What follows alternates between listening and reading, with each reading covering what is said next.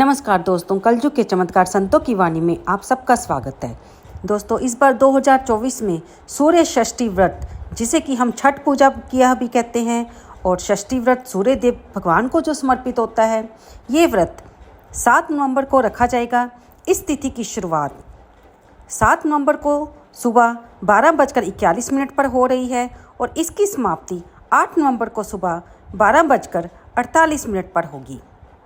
तो ये मान्यता है कि सबसे पहले ये सूर्य षष्ठी व्रत सूर्य पुत्र कर्ण ने रखा था, और क्योंकि वह जल में खड़े होकर, कमर तक खड़े होकर भगवान सूर्यदेव को अर्घ्य देते थे और उनकी पूजा करते थे। और उसके बाद ये व्रत महाभारत काल में ही महारानी द्रौपदी ने भी रखा, अपने परिजनों की स्वस्थता के लिए और दीर्घ आयु के लिए।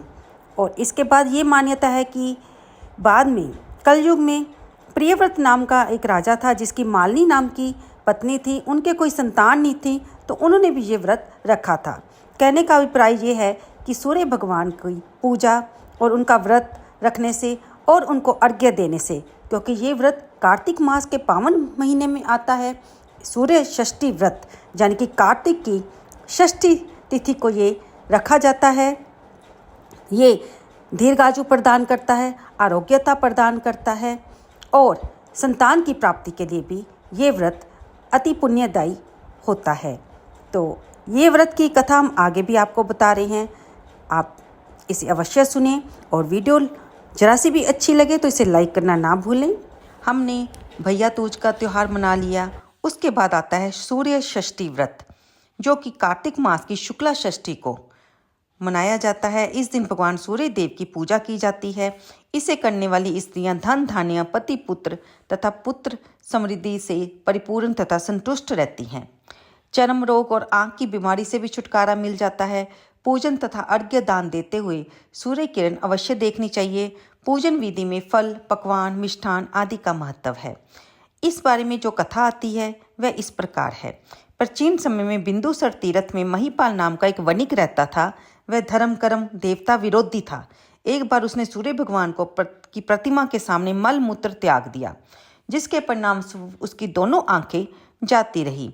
एक दिन अपने आतताई जीवन से उबकर गंगा जी में कूदकर प्राण देने का निश्चय कर वह चल पड़ा। रास्ते में उसे ऋषिराज नारद जी मिल गए और पूछा, कहिए सेठ, कहाँ जल्दी जल्दी भागे जा रहे हो? अंधा सेठ रो पड़ा और संसारिक सुख दुख की प्रताड़ना से प्रताड़ित होकर प्राण त्याग करने का इरादा बतलाया। तो दोस्तों, आप तो जानते हैं, जिसको महामुनि नारद जी मिल जाते हैं वे उसको उसकी मुक्ति का उपाय अवश्य बताते हैं और वो भवसागर से भी तर जाता है। नारद जी ने उस पर भी कृपा की। नारद जी उस पर तरस खाकर दया की भावना से बोले, हे अज्ञानी, तू प्राण त्याग मत कर। भगवान सूर्य के क्रोध से तुम्हें ये दुख भुगतना पड़ रहा है। तू कार्तिक मास की सूर्य षष्ठी का व्रत रख, तेरा दुख दरिद्र मिट जाएगा।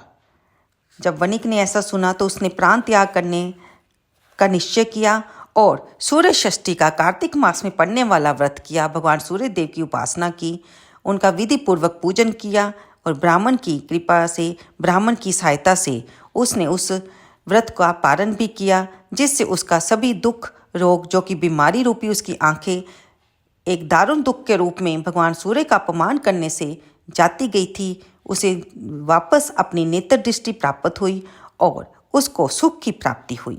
तो जिस प्रकार वणिक सेठ को भगवान सूर्य देव ने कृपा की, उसको स्वस्थता प्रदान की, उसी प्रकार अगर आप इस व्रत को नहीं भी रख पाते तो भी इस दिन सूर्य देव भगवान का पूजन अवश्य करें। भगवान सूर्य देव की कृपा आप सब पर बनी रहे। वैसे भी हम सब जानते ही हैं कि अगर सूर्य भगवान ना हो तो ये पृथ्वी भी ना हो, सब तरफ हाहाकार, घोर अंधकार मच जाए। और सूर्य देव भगवान की किरणों से ही इस जो पृथ्वी पर जो गंदा पानी है, जो कीचड़ है, वो सूखता है और वो खाद के रूप में बनता है, जिसमें पृथ्वी को फिर से उर्वरता यानी कि उपजाऊपन प्राप्त होता है। सूर्य की किरणें हमें बहुत सी बीमारियों से बचाती है, इसलिए हमें सूर्य भगवान की पूजा तो सिर्फ षष्ठी के दिन नहीं, हर रोज करनी चाहिए। उन्हें हर रोज अर्घ्य देना चाहिए। इस दिन सभी को चाहिए कि वे भगवान सूर्य देव की पूजा अवश्य करें। ब्रह्म मुहूर्त में उठें, स्नान करके स्वच्छ वस्त्र डालकर भगवान सूर्य देव को अर्घ्य दें। अर्घ्य में यानी कि खाली जल कभी भी नहीं चढ़ाया जाता, उसमें आप काले तिल डाल लें, लाल रंग के फूल डाल लें, थोड़ा सा सिंदूर डाल लें और ये जल भगवान सूर्य देव को अर्पित करें।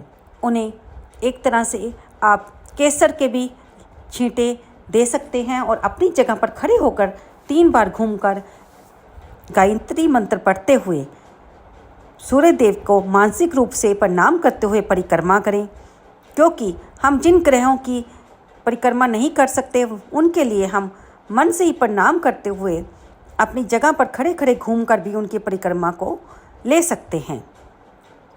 इस दिन भगवान सूर्य देव का आदित्य स्तोत्र का पाठ करें और अगर आपके मन में कोई मनोकामना है उसे भी भगवान सूर्य देव के सामने अवश्य रखें, वे आप पर कृपा अवश्य करेंगे। तो आपको ये कथा कैसी लगी, कृपया से लाइक करें, शेयर करें और कमेंट बॉक्स में जय सूर्य देव भगवान लिखना बिल्कुल ना भूलें। धन्यवाद दोस्तों।